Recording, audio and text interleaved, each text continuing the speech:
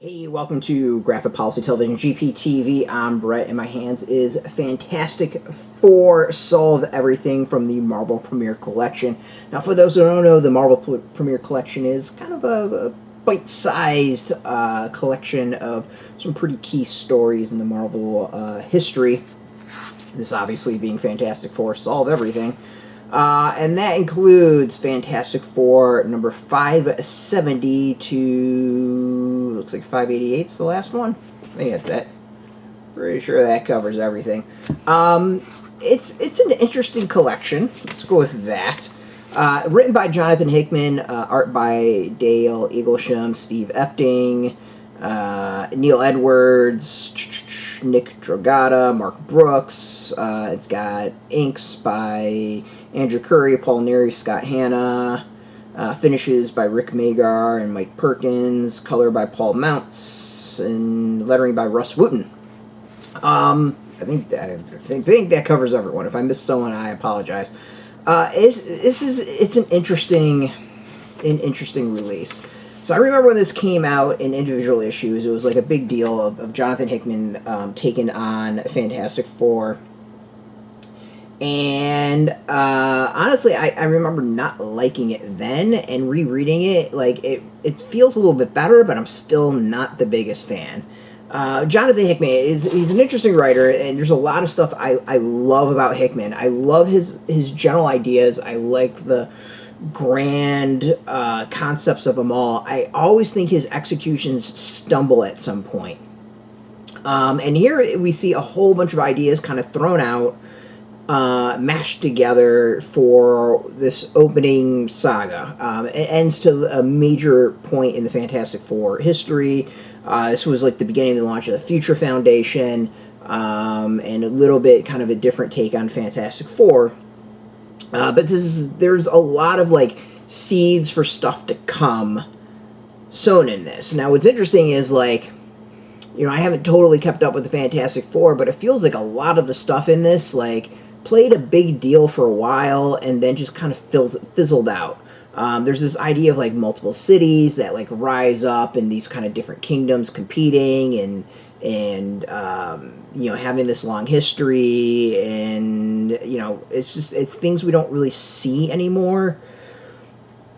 And I'm pretty sure this was like pre-Secret Wars and the whole Marvel universe being like rebooted again and all that. So it's not too shocking we don't see a lot of it, but like, there were some cool aspects to it, but with Hickman's writing, time and time again, I really think it's great for a while and then just stumbles and tends to fall. And rereading this, like, I still hold up on that. Like, Hickman's good for a time, and then there's just a point it's no longer good. Art is fantastic. As I said, there's a lot of artists. They each have kind of their own style. Not really their own style. It all kind of flows pretty nicely. But, it looks good. Like, it was this definite interesting time for Marvel. I can't quite describe it, but, the art's solid. Like, it does definitely differ creator to creator.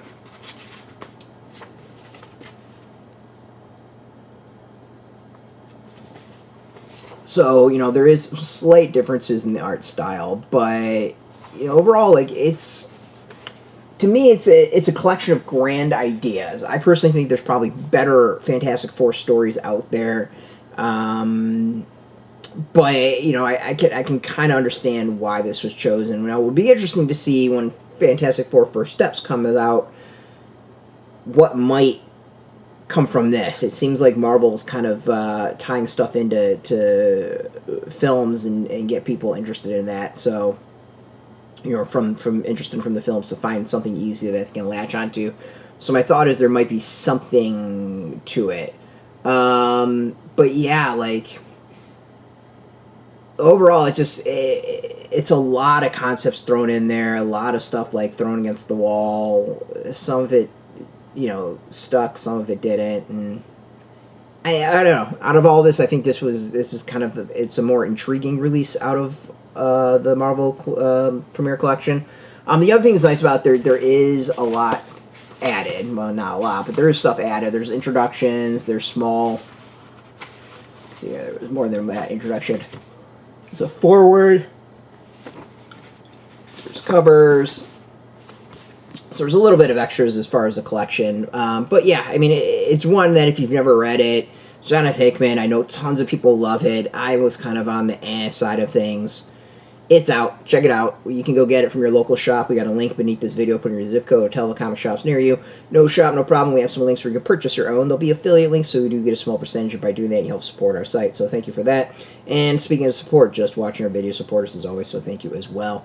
If you are into comics, check us out every day at graphicpolicy.com. And of course, we're on Facebook, TikTok, Mastodon, Threads, Blue Sky, all at Graphic Policy, keeping it nice and consistent. So until next time, keep reading those comics and keep it geeky.